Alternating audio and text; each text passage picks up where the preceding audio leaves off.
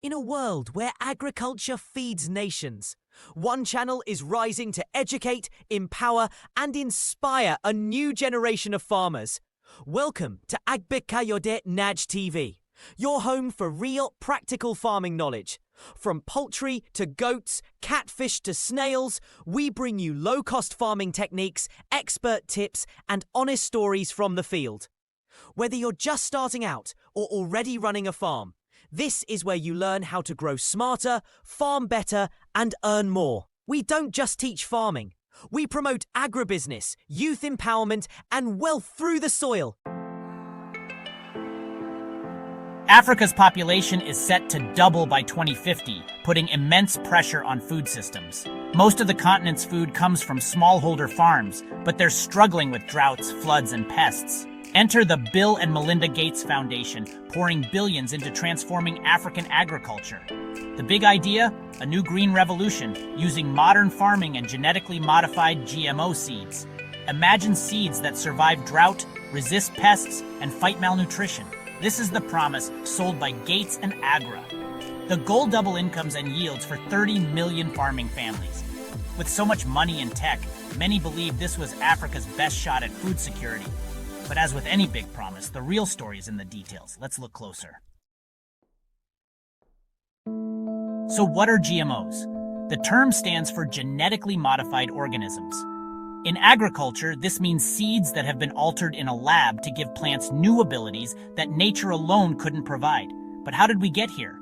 For centuries, farmers improved crops by saving the best seeds from each harvest, passing them down through generations. This slow, careful selection shaped the food we eat today. GMO technology is a high-speed, high-tech version of this process, using science to make changes in just a few years instead of decades. Scientists edit a plant's DNA, adding traits like pest resistance or drought tolerance, traits that can help crops survive tough conditions or fight off insects. For example, Bt maize produces its own pesticide, so farmers don't need to spray as many chemicals, which can save money and protect the environment. In Nigeria, GMO cowpea resists a pest that destroys up to 80% of crops, offering hope for better harvests and more food security. Telemaize is engineered to survive drought and insects, helping farmers cope with climate change and unpredictable weather. But here's the catch. These seeds are patented by corporations like Bayer, meaning they own the rights to the genetic changes inside each seed. Farmers can't save seeds from their harvest. They must buy new ones every year, which can be expensive and limit their independence. This is a huge shift from traditional farming, where seeds were a shared resource, freely exchanged among neighbors and families. The move from shared heritage to corporate product is at the heart of Africa's GMO debate, raising questions about who benefits and who loses. It's not just about science, it's about control, ownership, and the future of farming in Africa. Agra promised to double yields and incomes, offering hope to millions of smallholder farmers across Africa. Their ambitious goal was to transform the lives of 30 million families by 2020, lifting them out of poverty and hunger. But when 2020 arrived, the bold promise quietly vanished from Agra's website, replaced by silence and unanswered questions. Independent studies revealed that, despite years of effort and investment, yields barely improved for most farmers. Even more troubling, hunger actually increased by 30% in Agra's target countries, leaving families more vulnerable than before. In Zambia, farmers were encouraged to switch to commercial maize and chemical fertilizers, abandoning their traditional, diverse crops. When drought struck, half the maize harvest was lost. Over 6 million people faced the threat of starvation and food insecurity. Monoculture farming made the entire system fragile, exposing communities to greater risks instead of providing security. In Burkina Faso, GMO cotton was introduced with high expectations, but it failed to deliver the promised profits. Disappointed, the country eventually returned to planting traditional seeds that had supported them for generations. The so-called miracle seeds didn't live up to the hype or the hope they inspired. Instead, they left behind disappointment, frustration, and a warning for others who might follow the same path. The promise of a green revolution in Africa proved far more complicated than anyone expected. The lesson is clear. Quick fixes in agriculture can have costly, long-lasting consequences for communities and the land. The new green revolution comes with hidden costs. Farmers must buy patented seeds, fertilizers, and pesticides every year, often taking on debt. If crops fail or prices drop, they're left with nothing but bills. Traditional farming used local seeds and compost, spreading risk and building resilience. Now, profits flow to corporations, while farmers bear all the risk. Heavy chemical use degrades soil and harms health. Glyphosate, a common herbicide, is linked to cancer. Biodiversity suffers as local seed varieties disappear, replaced by a few commercial crops. This loss makes food systems more fragile to pests and climate shocks. The industrial model promises security but often delivers dependency and risk.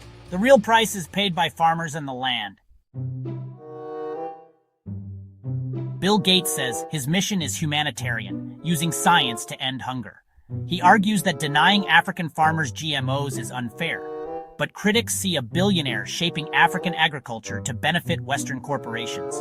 The Gates Foundation's model turns farmers into dependent consumers of patented products. Gates is now the largest private farmland owner in the U.S., a major player in the very system he promotes abroad. Critics call this neo-colonialism, making African farmers reliant on foreign technology and markets. The foundation's influence shapes African policy, often favoring corporations over small farmers. With millions spent on PR, pro-GMO voices dominate, drowning out local concerns. The debate is less balanced when one side has billions to amplify its message. Across Africa, a powerful pushback is growing. Farmers and communities are raising their voices, determined to shape their own agricultural future. Hundreds of farmer groups and civil society organizations are calling for a new path, one designed by Africans for Africans. Their alternative is agroecology, a movement rooted in local wisdom and collective action. Agroecology works with nature, building healthy soil, planting diverse crops, and blending traditional knowledge with modern science. It values the experience of elders and the innovation of youth alike. The goal isn't just yield, but resilience and sustainability. It's about creating farms that can withstand droughts, floods, and changing climates. It's about food sovereignty, local control over seeds, land, and knowledge. Communities decide what to grow and how to grow it, ensuring their traditions endure. Farmers save and share seeds, building independence, not dependency. This strengthens their ability to adapt and thrive season after season. Agroecology creates food systems resilient to climate and economic shocks, helping families weather tough times and protect their livelihoods. The debate over GMOs is really about two futures, one of corporate control, the other of local empowerment and self-determination. Africa doesn't need a green revolution imported from the West. It needs solutions that respect its people, cultures, and landscapes. It needs support to build its own, truly African green revolution, one that puts farmers and communities at the heart of change. You've just been part of something meaningful on Agbekayode Naj TV. If you believe in knowledge, empowerment, and progress, especially for our farms and our future, then this is your home. Don't just watch, join the movement. Like this video, share with someone who needs it, and hit that subscribe button so you never miss what's next. Together, let's grow our minds, our land, and our legacy.